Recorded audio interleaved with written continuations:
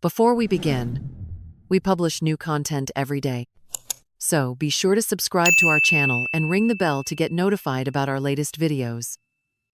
They say a mother's love knows no bounds, but I never imagined mine would be tested in a shopping mall with gunfire echoing through the corridors and my daughter's life hanging in the balance. I had always been the kind of person who avoided confrontation. At 56, I had spent decades perfecting the art of keeping the peace, smoothing over conflicts, and putting everyone else's needs before my own. As a retired head nurse, I was used to caring for others. But somewhere along the way, I had forgotten how to fight for myself. That changed on a Tuesday afternoon at Northgate Mall, when I learned that sometimes love means standing up and refusing to back down, even when everything inside you wants to run. The morning started like any other. I was sitting in the small cafe on the second floor, nursing my third cup of coffee and reading a romance novel I had picked up from the bookstore downstairs. The mall was bustling with its usual mixture of teenagers, mothers with strollers, and elderly couples like myself, enjoying their retirement routine. I had planned to meet Chloe, my 22-year-old daughter, after her shift at the boutique, where she worked part-time while finishing her art degree. My phone buzzed with a text from her. "Mom, almost done here. 15 more minutes and I'll come find you. Love you." I smiled, typing back a heart emoji. Chloe had been through a rough patch recently, finally ending things with Victor, her boyfriend of 8 months. I had never liked him. There was something in his eyes when he looked at her, a possessiveness that made my skin crawl. But Chloe was young and thought she could change him, the way young women often do. The breakup had been messy. Victor had not taken it well, showing up at our house at all hours, leaving flowers and notes that became increasingly desperate and angry. I had urged Chloe to get a restraining order, but she had brushed off my concerns. "Mom, you worry too much. He's harmless. Just hurt and confused." I should have trusted my instincts then, should have pushed harder, but I had spent so many years being the accommodating one, never wanting to upset anyone, that I let it slide. That was my first mistake, though certainly not my last.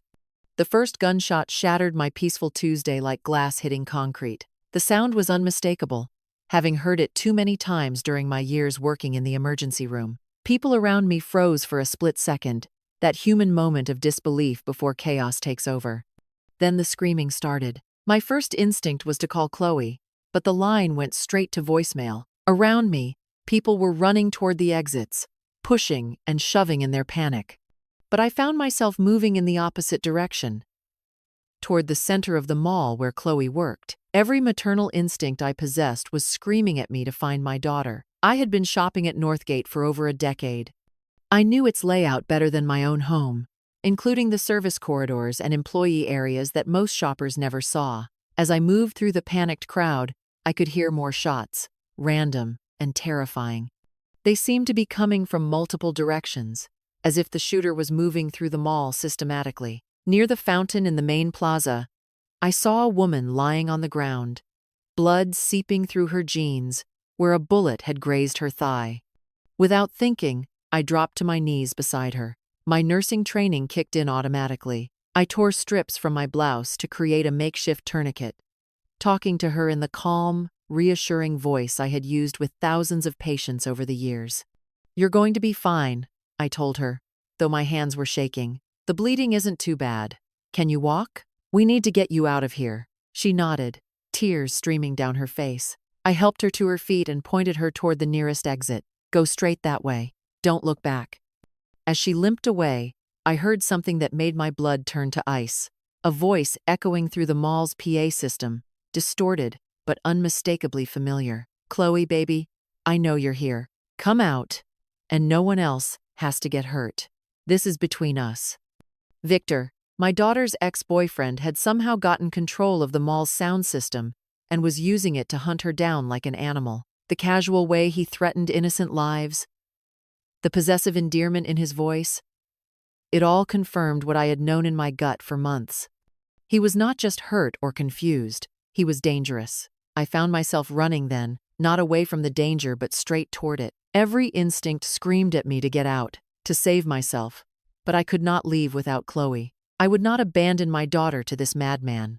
The boutique where she worked was in shambles. Clothing racks had been overturned, and broken glass from the storefront littered the floor. Behind the counter, I found David, a young man who worked at the arcade nearby. He was maybe 19, with shaggy brown hair and kind eyes that were now wide with terror. "Have you seen Chloe?" I asked him, trying to keep my voice steady. He nodded, pointing toward the back of the mall. "She ran toward the movie theater when the shooting started. I saw her go into one of the employee areas back there."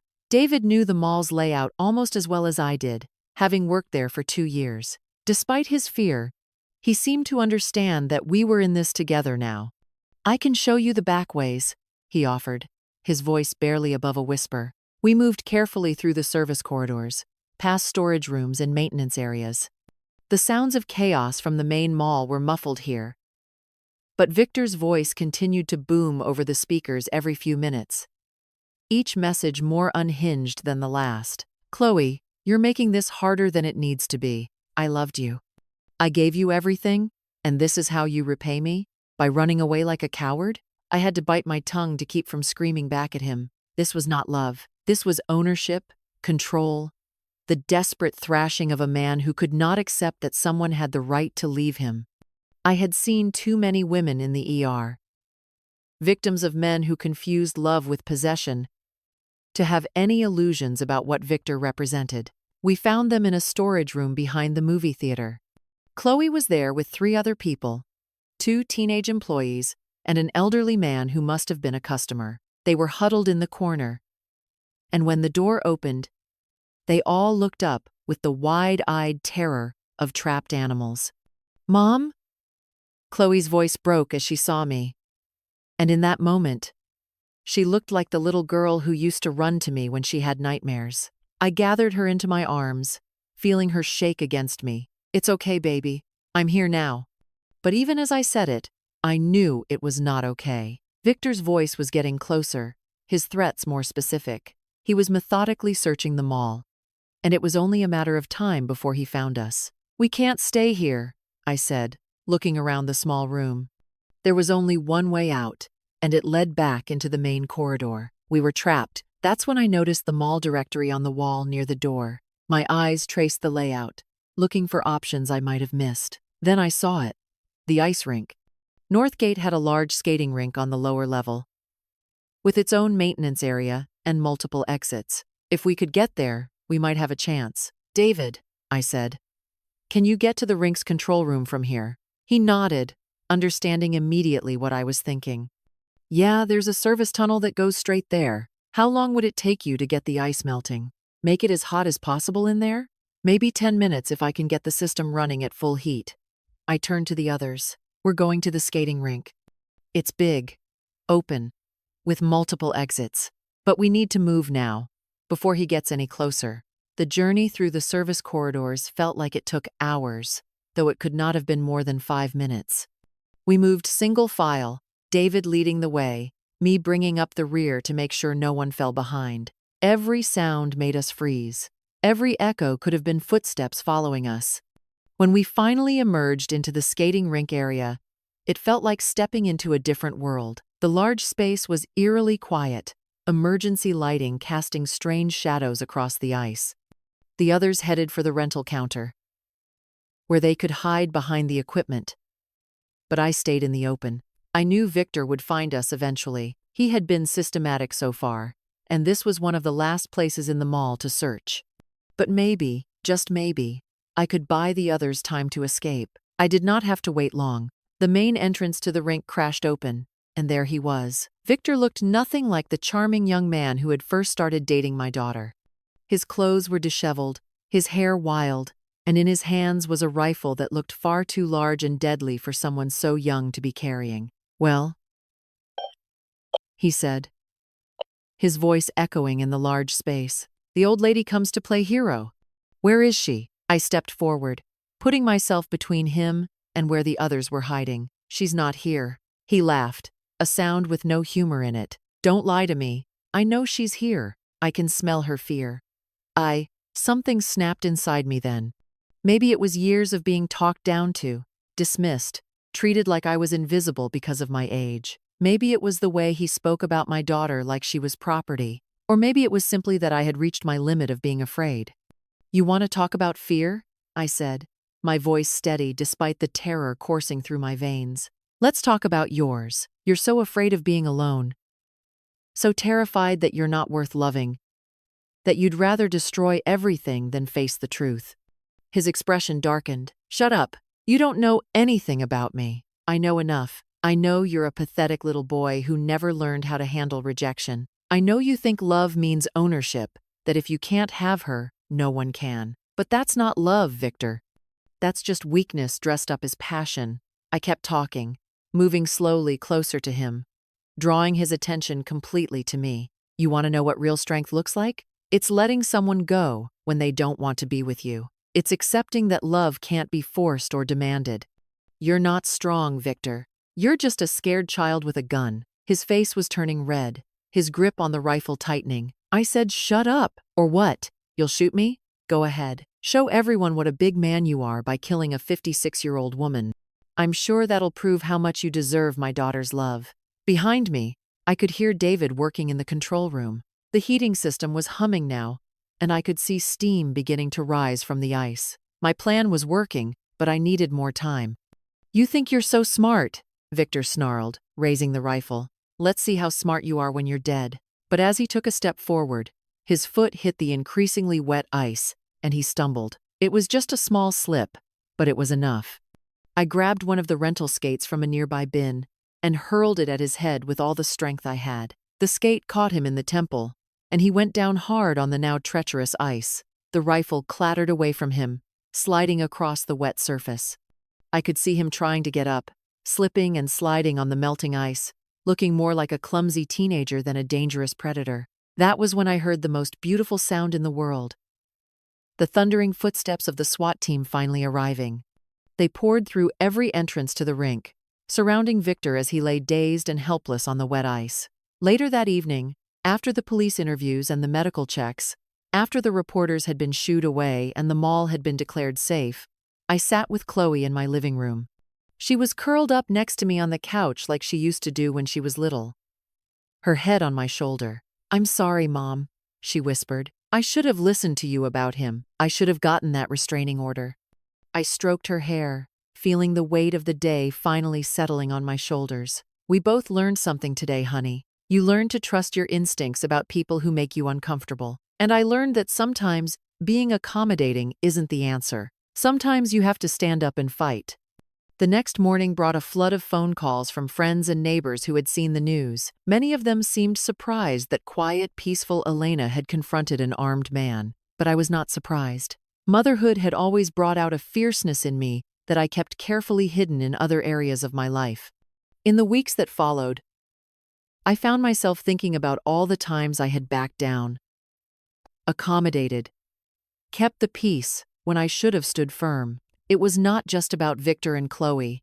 It was about the way I had let my late husband's family dismiss my opinions at every gathering, the way I had allowed my own children to take advantage of my generosity without setting boundaries, the way I had spent decades making myself smaller to make others comfortable. The woman who had faced down a gunman in a shopping mall was not a new person. She had always been there, buried under years of social conditioning that told me to be nice, to not make waves, to put others first always. But that day at the mall, she had finally found her voice. 3 months later, when Victor's trial began, I sat in the courtroom and watched as he was sentenced to life in prison without the possibility of parole. He looked smaller somehow, less threatening in his orange jumpsuit and shackles. The judge spoke about the multiple charges: attempted murder, terrorism, assault with a deadly weapon. But what struck me most was how ordinary he looked. Evil, it turns out, often comes in very mundane packages. Chloe had started therapy, and we were both learning about healthy relationships, boundaries, and the warning signs we had missed. She was back in school, focusing on her art, and had even started dating someone new, a gentle young man who treated her with the respect she deserved. As for me, I was discovering that standing up for yourself becomes easier with practice. When my brother-in-law tried to convince me to invest in another one of his failed business schemes, I said no without guilt or lengthy explanations. When my neighbor complained about my garden fence being 2 inches taller than city regulations allowed, I politely suggested she take it up with the city council if it bothered her so much. I was learning that being kind did not mean being a doormat, that caring for others did not require sacrificing yourself on the altar of their comfort, that sometimes the most loving thing you can do is refuse to enable someone's bad behavior. The woman who had spent decades avoiding confrontation had faced down the ultimate confrontation and won. Not with guns or violence, but with words and courage, and the fierce protective love of a mother who had finally learned her own worth. I still shop at Northgate Mall sometimes, though they have increased security significantly since that day. When I pass the skating rink, now permanently closed and converted into a play area for children, I remember not the terror of that afternoon, but the moment I stopped running from conflict and started running toward the people I loved. They say you can't teach an old dog new tricks, but I am living proof that sometimes the best lessons come later in life, when you finally have the wisdom to recognize what matters and the courage to fight for it. I may be 56 years old, but I am just getting started.